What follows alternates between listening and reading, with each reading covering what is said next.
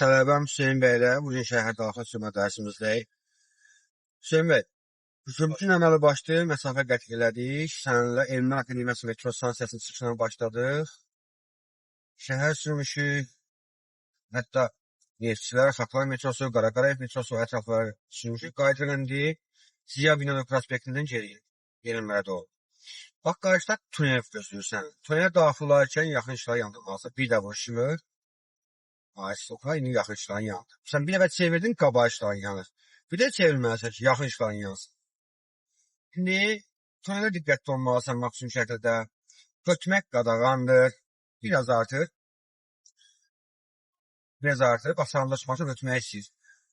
Qəza şərti yarada bilər. Buna böyle tez keç. İndi işığı söndür. Bəzi avtomobillər var, avtomatik rejimdə qoyulurlar. Özü tunelə daxil olarkən maşının işığı yanır. Çıxarkən özü sönür. Daha sonra tuneldə nə qadağandır? Tuneldə ötmək qadağandır. Hətta qırıq-qırıq xətt olsa belə yerdə. Qırıq-qırıq xətti nə üçün qoyublar?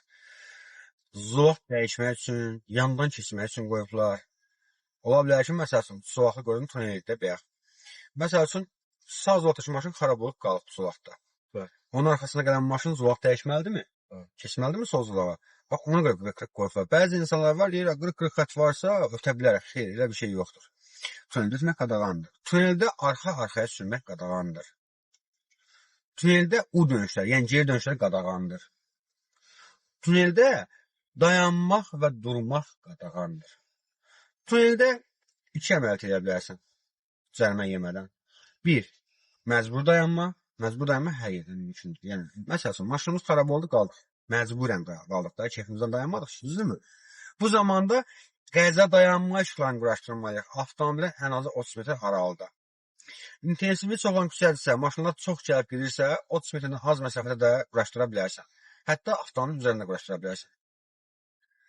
Deməli, qəzadanma işimizi quraşdırmalıyıq. Qəzadanma işləri yanmırsa, bu zaman qəzadanma nişanımızı quraşdırmalıyıq.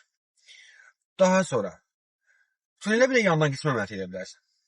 Yəni, bax, məsəl üçün, sağ zonundakı maşını görürsən, məsəl üçün, Mercedes, gəl, bax, məsəl üçün, biz tutaq ki, qabağımız boş olduğu təqdirdə Mercedes keçsək, bu ötmə sayılır. Bu yandan keçmə sayılır.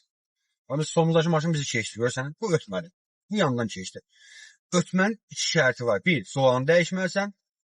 İki, qarşındakı nəqliyyat vasitəsi hərəkətdə olsun. Yəni, sən zolağını dəyişmədən sola keçirsənsə, ötmə sayılır. Yandan keçmə, üstəndən sayılır.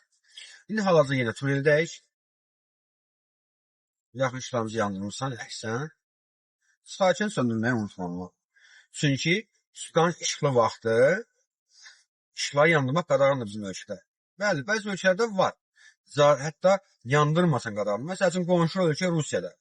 Sükanın işıqlı vaxtı onlar yaxın və ya duman farlarını yandırmasa, onlara cərimə yazılır. Yandırmasınlar. Amma bizdə yandırsaq yandırır. Cərimə yazılır. Aydındır. İndi çəkiliş dayandırıram. Dərsimiz davam edir. Və tıxaca düşdük. Eybi olmaz. Diqqətimiz yolda olsun. Uğurlar olsun. Sağ ol.